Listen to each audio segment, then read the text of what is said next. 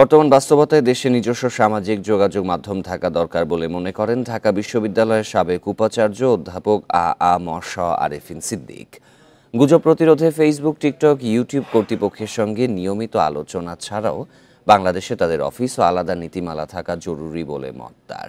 এ বিষয়ে আলোচনা করতে আমাদের সাথে যোগ দিচ্ছেন তথ্য প্রযুক্তি খাতের পেশাজীবীদের সংগঠন সিটিও ফোরামের সভাপতি, তথ্য প্রযুক্তি বিশেষজ্ঞ তপন কান্তি সরকার। জনাব তপন কান্তি সরকার, আপনাকে স্বাগত জানাচ্ছি। যেমনটি আপনি সংবাদে দেখছিলেন যে ফেসবুক, টিকটক ও হোয়াটসঅ্যাপ খোলার বিষয়ে আজকের সিদ্ধান্ত আসতে পারে, তো প্রযুক্তি খাতে আপনি তো প্রায় 40 বছরের মতো রয়েছেন। এই ধরনের পরিস্থিতিতে আসলে কি ধরনের সিদ্ধান্ত নেওয়া বাস্তবসম্মত হবে?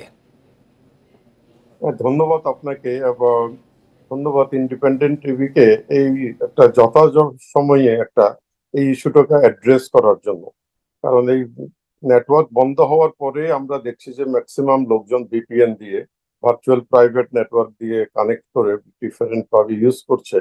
আসলে এটাতে বড় রিস্ক যেটা হচ্ছে, এটা হচ্ছে কনফিগারেশন এন্ড ইউজেবিলিটি। সবাই যদি প্রপারলি কনফিগারেশন এটা করতে না পারে, অনেক ভিপিএন নেটওয়ার্ক আছে তাতে করে ডেটা লিকেজ বা সিকিউরিটি ব্রেক হতে পারে। তো সিকিউরিটি ব্রেক হলে সাইবার থ্রেট এর প্রচন্ড চান্স আছে। বিশেষ করে অনেকে এই ডেটাগুলো পাবলিক করে দেয় এবং বিশেষ করে যারা মোবাইল ব্যাংকিং বা ফিনান্সিয়াল ট্রানজেকশন করে, ওই মোবাইল থেকে, যে মোবাইল থেকে ভিপিএন করা হয়, সেটা দিয়ে যদি কেউ মোবাইল ব্যাংকিং করে থাকে, তার ব্যাংক অ্যাকাউন্ট নাম্বার অথবা তার ক্রেডিট কার্ড নাম্বার অথবা তার বিকাশ বা নগদের পাসওয়ার্ড বা আইডি থাকলে এগুলো পাবলিক হয়ে যেতে পারে। পাবলিক হয়ে গেলে হ্যাকাররা যদি এগুলো পেয়ে যায়, তাহলে তারা এগুলো দিয়ে অনেক দুর্ঘটনা ঘটাতে পারে, যে যে ইউজ করে তার ব্যক্তিগত নাম্বার গুলো দিয়ে। তো এগুলো নিয়ে আসলে সচেতন হওয়ার খুব বেশি দরকার।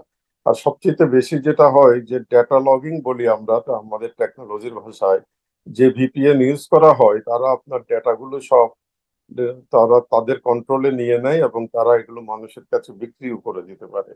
তো ওই হিসাবে ভার্চুয়াল প্রাইভেট নেটওয়ার্ক খুবই রিস্কি। যদি এটা প্রপারলি ইউজ করে করতে পারে না পারে, এটাতে বেশিরভাগ ক্ষেত্রে দুর্ঘটনার শিকার হওয়ার চান্স বেশি থাকে।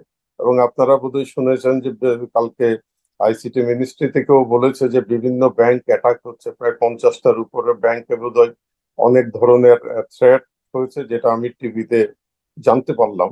যে টিভিতে ওরা বলছে আইসিটি মিনিস্ট্রি তাদের সাইবার সার্চ যেটা আছে সেখান থেকে সতর্ক করেছেন, বিশেষ করে ব্যাংক গুলা। কাজে যারা ভিপিএন ইউজ করে তাদের বড় রিস্কটা হচ্ছে, আপনারা ফিনান্সিয়াল ট্রানজেকশন বা যদি কোনো ডেটা আপনার মোবাইলে বা থাকে, এগুলো সাথে সাথে মুছে দেবেন এবং রিস্কটা কনসিডার করেই আপনারা কাজ করবেন।